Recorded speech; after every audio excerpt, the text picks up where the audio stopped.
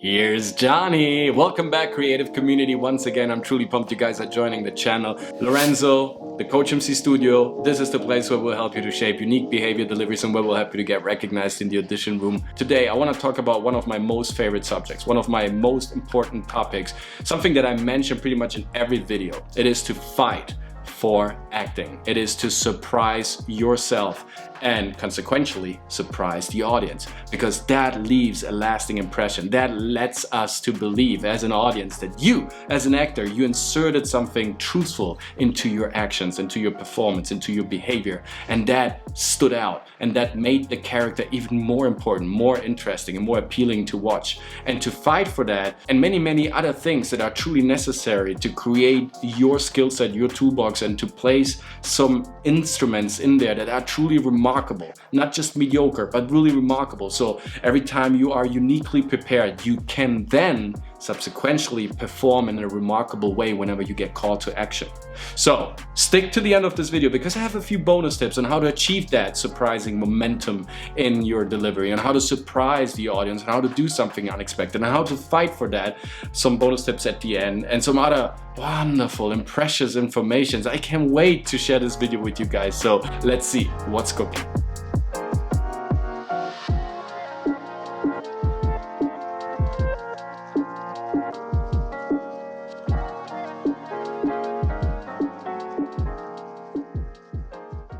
What do I mean by that with fight for acting? Is there any compulsory behavior involved? Any violence? Any kicking and punching and brawling and martial arts? Any combat? No, not at all. It's fight for acting. Fight for your decisions. Fight for your position. Fight for the little things that you want to insert. Fight for that surprising momentum that I always talk about. Remember me saying in pretty much every video that I publish, you have to surprise yourself, and then you will surprise the others, the audience, the casting director. And why is that important? Because surprising comes out of, oh, that was unexpected. I didn't see that coming. Oh, I couldn't foresee that behavior or that line.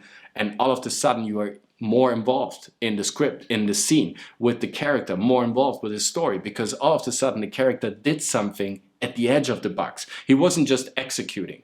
And you might say, well, what do you mean by that? I mean, I have to fight to get into an agency. I have to fight to get great headshots. I have to fight to memorize my lines. I have to fight to get to the audition. I have to fight to book the audition. And once I am on set, I have to fight again. Yes, you always have to fight. It's a continuous process. It will never stop. Guess what? The stakes are higher now. Now the fight is getting even tougher. You're now on the front line. The shrapnel, everything that happened before, that was like kindergarten compared to what's going on now on set. Especially when we're talking about big budget productions, right? Where everything is mapped out and planned out and storyboarded out, where everything is preconceived and everything is rhythmically arranged, where everything was thought of in the beginning. That's why there to convince a director, even more so if you're a newbie, you're just starting out, if you're just a beginner and you're starting with your career as an actor, now you get on set, big budget, big actors, big production, great director, now you all of a sudden you're saying, no, I want to do something else, right? So it's legitimate sometimes to be scared to fight for something, to stand in for something, especially when you're new and you're fragile and you don't have that substantial, fame and reputation of being a great actor already, so everybody listens to what you're saying. Usually when you're starting out, when you're beginning, nobody's listening to what you're saying. They just want you to replicate the lines in a flawless way. And according to what the director is giving you as directions and orders, you have to execute that and then just go home and don't complain, right? This is how the beginning of your career might look like. I hope it's not, but most of the times it is. And then again, we have to fight. Once we are more popular and then we can make some decisions, it's even more risky to make them. It's even more important that you kind of think them through and that you have to fight even more, because the stakes again are higher and higher and higher. So it's a continuous process. We always have to fight for our lines, for our ideas, for our ideals of what the character is really actually standing in for, because once we get acquainted with the character, once it intersects with our personality, then all of a sudden we discover something that nobody else could have discovered before. Beforehand, and we want to insert that. It's about what you're standing for as an actor. And just think this through. Let's play this little game right now. Let's assume you are at the beginning stage of your career and you get hired for a great project. You got this small role. There's a big director involved, some great other colleagues on set, so it's really a great movie and you feel accomplished just by being there. But now you've discovered something in the script, and by rehearsing with yourself, you kind of came up with a new idea, right? That is probably a bit deviating from the original script. And this idea now, it's in your hand to communicate it, whether to communicate it and fight for it, or keep it for yourself and just execute what's in the script. Think this through with me. Just stick with me for a couple of seconds. It will make sense. Let's say you give up on that idea. Let's say you don't want to fight. Let's say you don't want any quarrels. Things are just not happening the way you... Let's say you're giving up that idea that you don't want to fight for this new idea that you had for your character, right? And then you execute it the way the director asks you to and how it's scripted.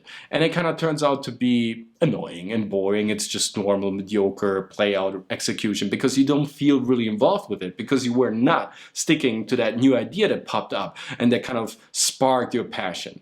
And then you're just executing something and doing something, and that's it. You're not leaving a mark. You're not leaving a trace. You're not leaving anything substantial of your mimical process, of your display of abilities. You just executed. You just did what was asked from you, which already is quite a lot. Because of course, memorizing lines and staying focused and not getting nervous and executing the lines perfectly and maybe doing something complicated on set, or maybe handling some explosives, whatnot, or something dangerous or something very expensive that costs a lot of money to the production company. All these things already, trying to execute them flawlessly is like a big achievement. But sometimes we need to step up our game. We need to leave that trace, that impression. And that comes from an unexpected, surprising idea that you had to fight for, to execute it, to display it, and maybe sometimes to let it stay in the picture.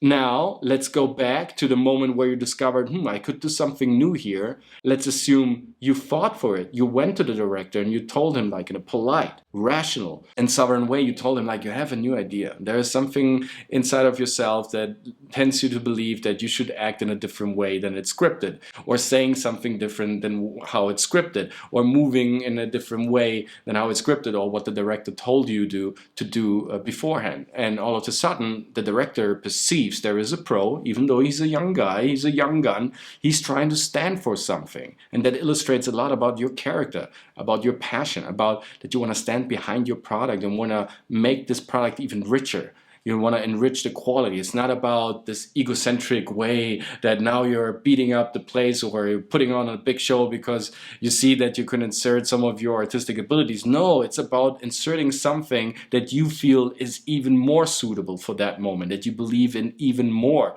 that tries to give something extraordinary to the scene and that leaves an important notion of your character, of your story, of your ideas. Because, like I always say, when you surprise yourself, it's because you feel comfortable with the structure of the character. When you surprise yourself, it's because you're going into a place where you not exactly know what that place looks like. You're going somewhere based on your intuition, based on a hunch, not on a preconceived idea of the author, not because of your director who told you to go there. It's just because something that evolves out of yourself, because you got so intertwined and so intersected with the character that you feel comfortable of doing something that is completely unheard of or unexpected or surprising. And you're just doing that and you surprise yourself. That's the natural condition of our body, right? We're doing something that was not supposed to be done, right? There is something else going on. All of a sudden, we're way more focused and we're way more alert. But consequentially, if we surprise ourselves and we have that natural outburst, that realistic outburst, all of a sudden the casting director, the lens, the cameraman, the director, the audience perceives that. And they are way more involved in the display of your abilities. They're even more soaked in and sucked in by your story, by your performance. They're now on high alert as you are because they know something else is going on. They might not even be able to frame it in words and put it into context, but they know it's something important. It's something that illustrates furthermore the character, that gives something more to the context. If you are able to do that, sometimes in a small way, sometimes in a big way, you're adding something amazing. You're adding something spectacular to the whole picture. You're adding something that is truthful and realistic. Because Everybody has this widely accepted belief and idea that actors are just liars. They're just imitating life. They're just mimicking and replicating life, and they're just following whatever the author is telling them to do.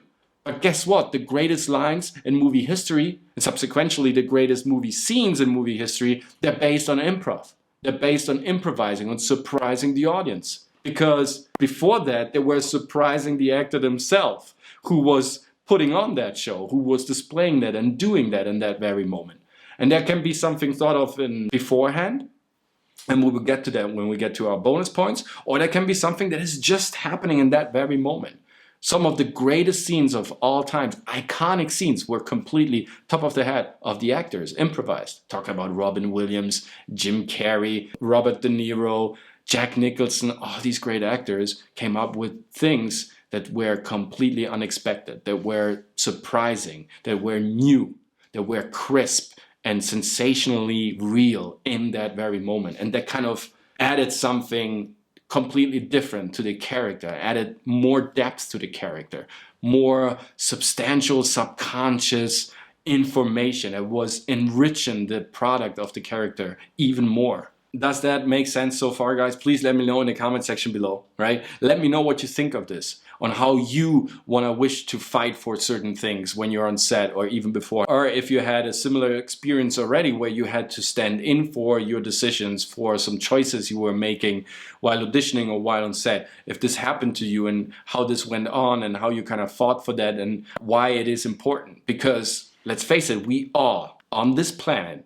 we've been in front of our TV set for the last 3 years because we weren't really able to do shit. We weren't able to go to the movie theaters or doing anything else, right? Even traveling was pretty harsh and hard. So we were consuming even more from all these media outlets out there, those great and big streaming services, like you name it. Out there, we have some great production companies and they are shooting like we've never seen on this planet. Now, we are shooting so much content, so much material, and there's some great content out there. Some truly great series that have been produced, right? Some great movies. But if I just pick up this book, which is a decade of movies from the 90s, and I just randomly open up, I just place my index here, just open up the page. You see what I get? I get Pulp Fiction. This is just happening right now in this moment, the 90s, right? I just flipped the page and I got Speed, The Matrix, Philadelphia, Breaking the Waves, Romeo and Juliet, Leonardo DiCaprio,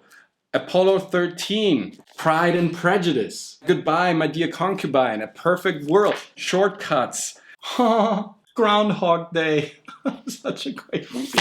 Jurassic Park, Batman, The Penguin, The Return, Forrest Gump, Silence of the Lambs, Boys in the Hood, Point Break. Movies from the 90s, Four Weddings and a Funeral, a movie I don't know, La Belle Noiseuse, Thelma and Louise, Delicatessen, Terminator 2, The Usual Suspects, Twin Peaks, Fire Walks with Me, The Commitments, Basic Instinct, Philadelphia, Schindler's List, Saving Private Ryan, Natural Born Killers. Should I go on? I mean, all these movies were shot in the 90s. I watch movies nowadays. I get bored after 30 minutes. Most of the times. I start to grab my cell phone or getting my munchies or anything.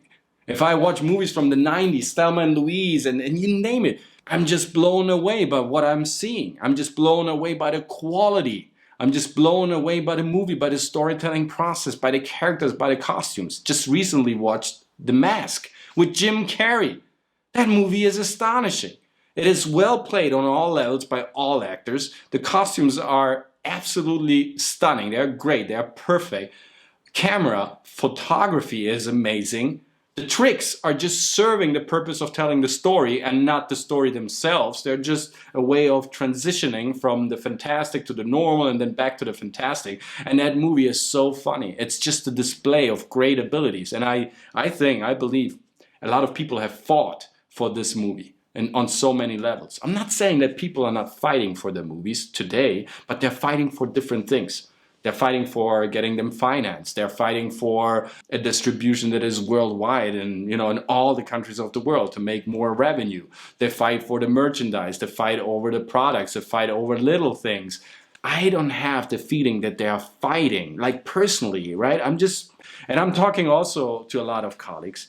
I'm speaking to a lot of actors and coaches worldwide. I have talks on acting, by the way, check out the show. It's a great show where we talk with coaches and great performers all over the globe, right? And we're all coming to the same conclusion. Movie making stopped in the 90s. Everything that we have now is just distracted and lazy filmmaking. Of course, there are some gems, even today. But if I pick up the same book from the years 2000 to 2010, right? 10 years of movie making. It's just a tier of the conception. It's just a fragment of the greatness that is contained in all the movies from the 90s.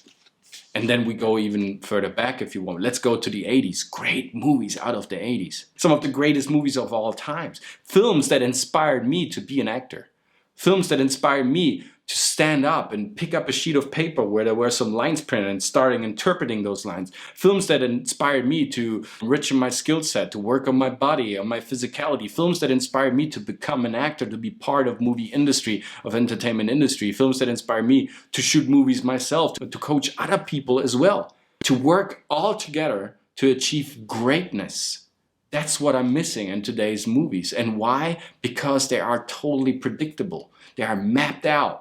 They are worked out like a mechanical scheme. And that might work, for popcorn and selling hot dogs and Coca-Cola. And I don't want to denigrate this process by no means. Some great people are earning some great money because they're making great movies even today. That's all fine. But what I'm talking about is the spirit, the magic, the spark, the interesting, irrational, crazy behavior that I'm missing in most of the movies today. Of course, there are some great movies out there that were shot recently. But the overall majority of storytelling, of character, of portraying truthfully and realistically, and also creatively and with full of fantasy characters and stories, it's getting less and less. It's getting more and more predictable. And I'm not alone with this view. Many colleagues share this view because we feel that the surprising momentum is missing. That something is lacking, that there is not enough taste. There's a lot of context, a lot of special effects, there's a lot of grand work going on, marketing work and all that. But when it comes down to really follow down the path, the rabbit hole, like the first movie I picked up was Pulp Fiction. Thinking about Quentin Tarantino and what he gets out of each and every actor that is on set. He's really dedicated to his craft. He pulls out all the necessary ingredients to make his creature come true. There is no holds barred. No one stops at a certain point. Everybody fights for something, and he's bringing in all his weapons, all his passion, all his juice, and he brings in a collective behavior of displaying great performances, of displaying great abilities, of being spontaneous and vivid. Of course, I know that people on a Quentin Tarantino set, they have to follow the script biblically, right? The script, the Bible is the Bible. But inside of that rehearsing process on how to get to those lines, pretty much everything is allowed. I know that for a fact. And he's always saying that, and all the actors are praising him for that they have the ability finally to show up and do something and not just executing the lines. And I feel acting has become more comfortable. It's not there to explore anymore. In a way, it has stopped, like an engine, like a train in the middle of the desert. We haven't even got so far to reach our next stop, our next station. We just stopped there. We feel like this is enough. We got all the passengers. We got our steel tracks. No, it's about ramificating out even more and connecting even more and creating more and more connections and more ideas and sparking more and more unconventional projects and products, so everybody kind of fulfills his niche, his view. And there is an homogeneous amount of movies that are quite similar and feel similar and sound similar and taste similar. Even though everybody's claiming he's got diversity, the movies, they feel all the same. They're not diverse at all. It's just crude and raw sometimes, and it's not surprising, and it feels lazy. And what I mean by that, when I say lazy, I also mean what I'm saying, what I'm talking about in this video, that I have the feeling that people are not fighting for their ideas anymore, that they are just replicating, a lot of them, not all of them, or that they get edited out, that they're not fighting for certain things to be in the picture no matter what, because they feel this is an important contribution. it gives even more perspective. It gives even more information. To sum this up, I would say never get satisfied with the surface of things. Never get satisfied with the first product. Search even more and go even deeper and fight for those choices. Fight for those different paths you want to go down, even if it's just for the sake of exploring them. Not only do we have some sort of agreement with the audience, but we have an agreement with ourselves as well. We want the audience to be entertained all the time by what we are doing. But in order to do always something new and refreshing, we need to allow ourselves to make mistakes. This is what art is about. And we need to fight for all these little things. We need to come up with surprising concepts that are flipping the paradigm. I'm always saying that. Flip the paradigm. Surprise yourself.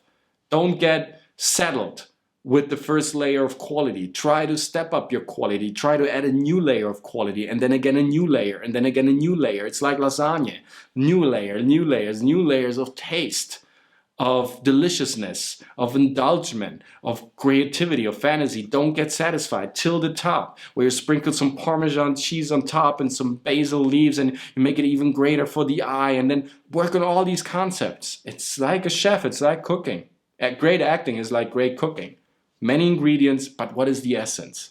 And how can I surprise the palate of a very spoiled mouth? How can I surprise the palate of my customer? How can I come up with something unheard of, right? Something that is very daring, something that pushes the boundaries, something that brings us into a new direction to think about a certain product in a way we've never thought of beforehand, because all of a sudden now we get a solution that is unheard of. If you think about Jack Nicholson, right? My introduction was, here's Johnny, right? Here's Johnny is from the Johnny Carson show. Stanley Kubrick didn't know that. And that's why Jack Nicholson, back in the days when he was shooting The Shining with the biggest director of all times, Stanley Kubrick being a person who just lived, most of his time on the countryside in England, he didn't know who Johnny Carson was and what this iconic line was for and why he always said that. So when Jack Nicholson did that very, very famous ambush scene with the axe in the bathroom, where he was knocking down the door with the axe, he said when he finally broke through for the first time and he could,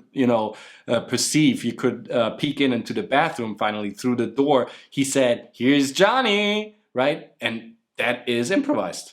That wasn't scripted. Of course not. Stanley Kubrick didn't know who Johnny Carson was. So this line wasn't making any sense. It was completely irrational and crazy. And Jack Nicholson had to fight tremendously. I mean, you can imagine Stanley Kubrick, right? Now fight with Stanley Kubrick about your line that was deviating from the script, that was top of your head and just improvise. And now this line needs to stay in the picture. Now convince Stanley Kubrick to do so. Have a lot of fun with that. He fought for that.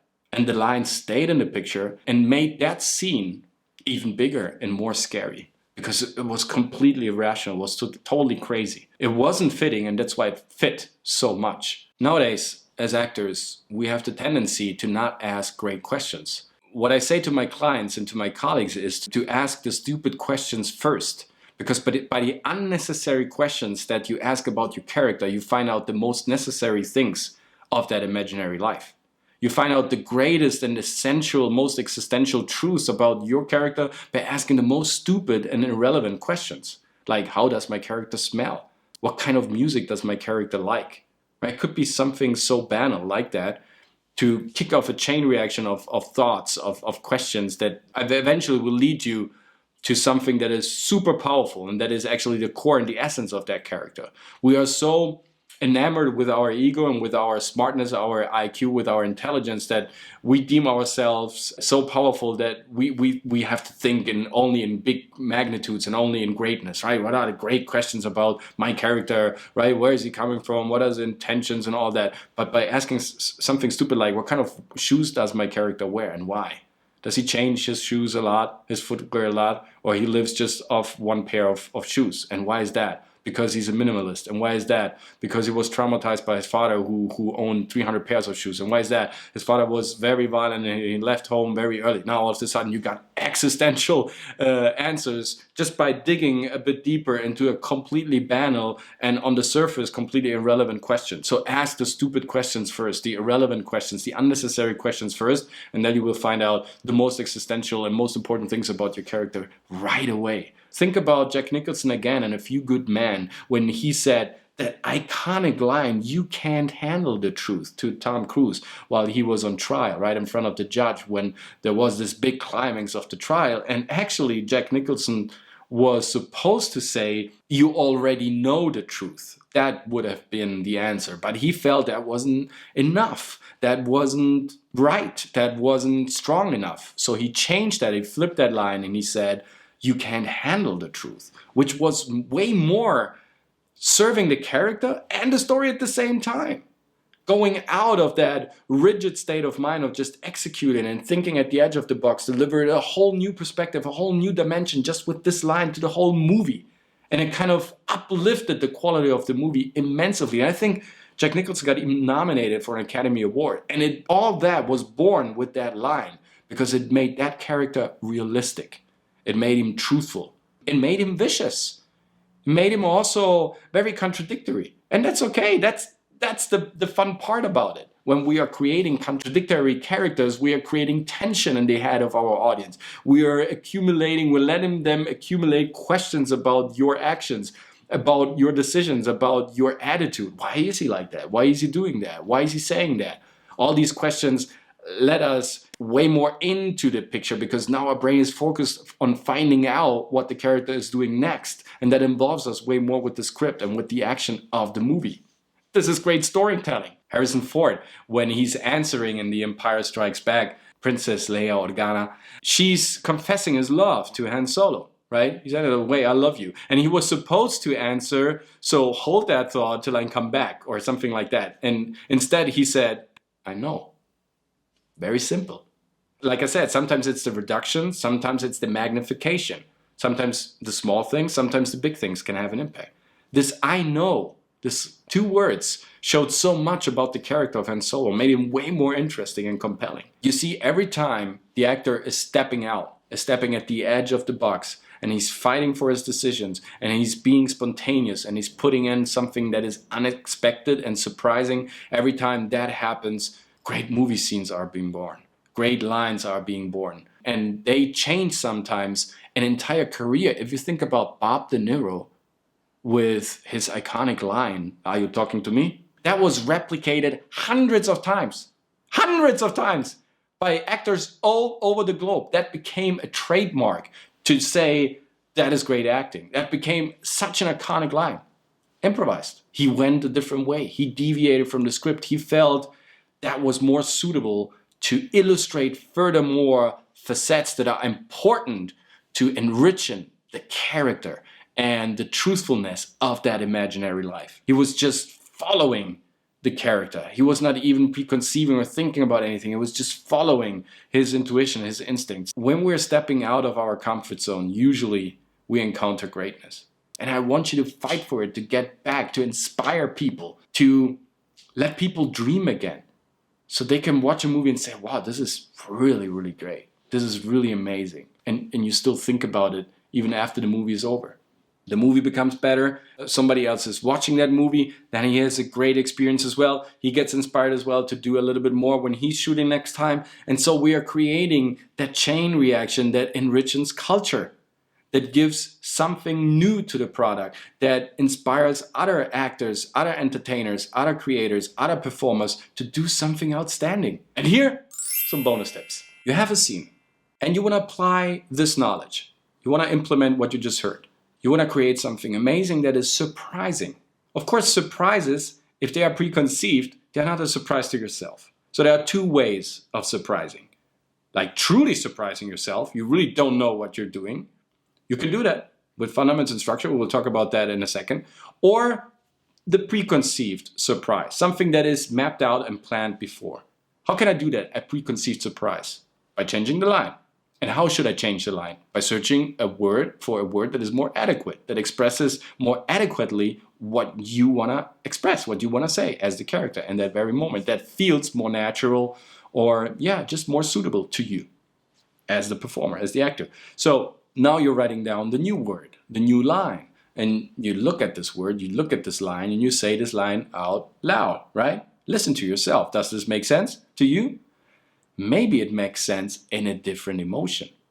Maybe all of a sudden, it doesn't just change the word, it changes the emotion. Because here's a little mistake most people do. They change the lines, but they stay with the old mindset. They stay with the old emotion. But by changing the line, changing the words, maybe the old mindset, the old emotion doesn't work anymore. Maybe you need something else, something substantial that is different. Maybe a different emotion. So it was originally scripted in this and that way, and maybe thought of that you should smile while you say the line. All of a sudden you say it in this and that way, you change the line, change the wording, and all of a sudden now you say it while you're crying. Just that. You just flip the paradigm completely. You're surprising your audience for sure, because it's scripted in a completely different way. Now you're completely flipping the paradigm. And that tells something else about the character. 99% of all the people would do it like it's scripted. You should laugh while you say this line, and now you're crying while you say a completely different line. Bada boom, surprise is served, my dear friends. Very easy. Or it was scripted as a line that should be done while you're crying. It was expected from you in that moment. And now all of a sudden you're saying it while you're smiling or while you're even laughing. Right? All of a sudden, okay, this is something completely else. That's interesting. Oh, wow, I haven't thought about that. Doing it in this and that way. Again, it doesn't mean when I say fight for your acting and when I say now change the paradigm and flip the paradigm and surprise the casting director, it doesn't always mean that they will follow through, that they will accept willingly what you're doing. And sometimes you need to fight for that, and then maybe they fight back and they say, no, we want it this in this way because of this and that reason. And that makes sense to you. Maybe they are illustrating something that you were unaware of when you change the line that completely changes your perspective again. And then maybe you're going to square one. Even though it sounds a bit triangular and complicated right now, but you know what I mean. Fighting doesn't mean I'm right or I can convince everybody. Fighting means to stand in for something that you believe. It's two different things. So you are standing in for something, you're fighting for something. Maybe it doesn't get through. Maybe it won't get accepted. Maybe they won't do it that way. But at least you fought for it. At least you invested some time, some passion in doing it so. And maybe in the end you realize, oh, they were wrong. This should have gone with my intention, with my idea. Or maybe afterwards you're saying, oh, they were right. I was wrong. In that moment I thought in this and that way, but this makes way more sense. Like saying it while you're crying, like it was originally thought of. But at least you explored the other solution. Don't just settle for the first layer, like I said beforehand. Don't just settle with the normal mediocre standard of things, because that's mediocre. There will be no great outcome out of a mediocre mindset, out of a mediocre milieu, out of a mediocre environment. You need to step up your game. You need to do that. Nobody's going to ask you to say things in a great way. Surprise me. Come on, do it this and that way. Nobody has time. You need to play something out. So it's your decision. Sometimes you need to take that risk. It doesn't always mean that you will be right, but at least you fought for something. And that is how you build craftsmanship. That is how you sharpen your toolbox, how you sharpen your axe, how you get more acquainted with your tools, and about getting deeper and deeper into the making, into the creational process, and not just being a deliverer and a mere executor of the lines. Does that make sense? Because now you are in the script, now you're in the process, now people are fighting and struggling with you over a line, over a behavior, over a movement, over an action that you want to take. And now everybody's involved about what you just proposed. Now everybody's directing his attention to you. So you are the center of gravity already. Whether you're right or wrong in terms of whether they're executing your idea or not doesn't really make any difference. It doesn't make any difference at all. You're at the center of gravity already. They will talk about you. You already left an impression. That is so precious about entertainment industry, to leave that impression, that mark, that sensation that this actor, he stands for something. He's always doing that. He's always trying to insert that and implement that. I like that about him, because he's searching for his own style and not just for a mere execution. So that would be tip number one. And of course, there's a second bonus tip. We talked about the lines so much, how changing the lines could affect the movie, the scene, everything, your career even, or even define an age of filmmaking. Like, are you talking to me? Huh? You're talking to me? Everybody knows what movie and what age of movie making I'm talking about, right? It's the big new age of movie making in the 70s and the 60s, like Martin Scorsese and Francis Ford Coppola and all these great movie makers, filmmakers back in the day. So a line can sometimes define a whole era. So we talked about the lines and how important they are. But sometimes it's not just about the lines. Sometimes it's about our actions. Sometimes little things, small things, things that are almost unperceivable, sometimes big things, big actions, right? Changing something completely.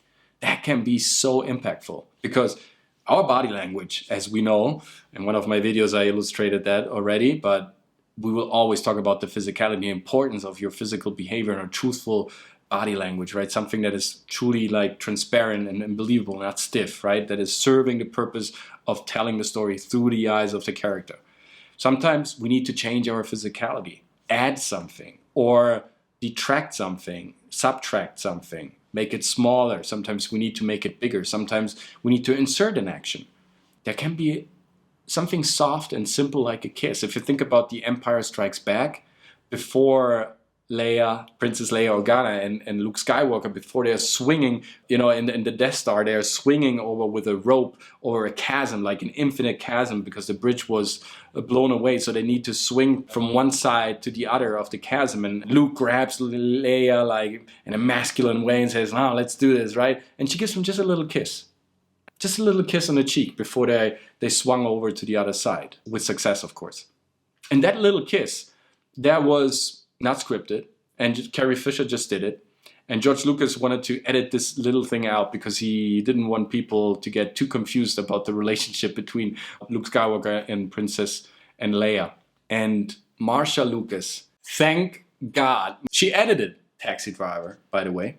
And she also received the Academy Award for editing the first Star Wars movie, which was an incredible task. The Battle of Jawin was 40,000 meters of film. And it was just crazy to edit that, and she did it in a marvelous way. That whole sequence, that whole battle is just incredible because of Marcia Lucas. Her contribution to Star Wars is neglected by mass media and by many outlets out there who are talking about the Star Wars trilogy. She was responsible for so many clever and smart moves, and she fought for her decisions badly with George Lucas, who wanted to edit out this little kiss and just let them swing over the chasm. But she said, while they're swinging over, which is already dangerous, and everybody will hold his breath, the audience will hold his breath, they will think about the kiss. They will think about, what was that, right? That was just a little notion from the character. That was just an illustration furthermore to make this character more important, more valuable, and more precious. And it was just a little tiny gesture that was adding so much to the baggage of the character and how we perceived both of them, Luke and Leia, right? And Marcia, she fought for so many important things in Star Wars, but especially she fought for that kiss. That little kiss stayed in the picture. There's another beautiful example. If you think about Gene Wilder going back in the times, Gene Wilder, guys, actor, comedian, funny person, right? His contribution to art and to acting and movie making is incredible. Check out his movies if you don't know him. He's a legend. He's a great legend. He was the original Willy Wonka in Willy Wonka and the Chocolate Factory. It's such an amazing role with so many different facets. Just astonishing. It's a child's movie. It's a kid's movie, but it is still today, has aged so well, and still today it's such an impactful performance by Gene Wilder, even for adults. It's just amazing. Don't get me started on Gene Wilder. I absolutely adore this actor. But he did something. When he accepted the script for Willy Wonka and the Chocolate Factory, he said, with one condition, that when he's greeting the kids for the first time, when he's welcoming the kids who won the lottery, who are now allowed to enter the Chocolate Factory, he needs to stumble over and do a little Purzelbaum, like you say in German, right? Kind of flip over and then kind of stand up back again. Just exiting the frame and coming back again, like he fell down, and all of a sudden he stands up back again and he brushes off the dust like nothing happened. And that was just a little quirky, crazy move that didn't make any sense, right? Because he was just approaching the kids that were waiting at the fence, so the gate was opening up, and he was then all of a sudden stumbling and then just standing up again and just playing it out as if nothing happened. And it was such a strange and weird moment. When I saw it the first time, I thought, was that intentional? Did it just leave that in the picture? What happened there? And already, before he even said a word, I was intrigued and baffled and puzzled and totally amazed by this character, because he did something surprising with his body. Just that little gesture elevated the whole scene, the introduction of the character so much, and made him way more compelling. If it really makes sense, if the story isn't told completely, then by all means add something on your own, on top of what is scripted. Whether it's by adding a line or changing the line or adding a word or changing the wording and subsequently also changing maybe the emotion, or if it's just a little gesture, something that happens with the physicality that wasn't scripted, that is unexpected and surprising, that adds something that is absolutely not in the context of the scene, but makes perfectly sense in the context of the character. And so you create dimension in dimension in dimension and more profundity and more depth, and you create something that we can reflect upon. All great acting comes from that place of originality, of spontaneity, of creativity, of imagination, of fantasy, of going into different directions. So guys, I guess that's it for today's video. It was truly important for me personally on a human level to share this information with you, because it's one of the fundamental things I hold so dearly. You can rewatch all of my videos and at least you will find one time me saying, surprise yourself, then you will surprise others, and that leaves an impression. That leaves an important notion. That leaves a trace of your work, of your craftsmanship, of your art. Art is born out of spontaneity, out of creational, out of irrational decisions, and we need to stick to that plot and not just, you know, play out something in the comfortable zone in a very nice and polite way, in adequate and mediocre manners. No, we need to stand out.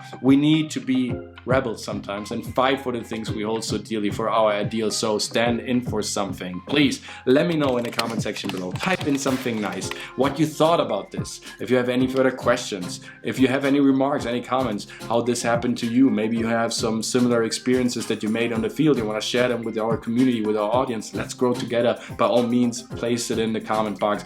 Let's share this knowledge. Let's get greater and bigger together. Also jump to my Instagram. It's the COACHMC, and DM me there if you got any, you know, questions, and follow my adventures there. Some nice stuff happening there, as well as on Facebook, as well as on LinkedIn. And also contact me through my website. It's the COACHMC.studio. If we want to arrange a meeting, like a 30-minute get to know each other session, free trial lesson where I explain my method a bit more into depth and we get to know each other, maybe we'll find out we're a great match and we can produce some great content together, whether it's for your self-tape, for your next big upcoming edition, for your show reel, for your portfolio, whatever it is, for your next big presentation, pitch sale, whatever you got in mind. I'm your man. See you there, guys. Have you smashed the bell, by the way? Yeah? So you get notified, right, every time we grind out a new video, because small channels like us, like I said, sometimes it's difficult to get through, right? There's so many great content that's being produced every day. Share this content also with the people you hold dearly. If you thought that this content had value to you, leave a like, just a thumbs up, just that small gesture. Just, you know, click on that button. It would be so great, and subscribe to the channel. It makes this whole thing like a worthy endeavor. Thank you so much, guys. This video is completed, and now you're ready to perform.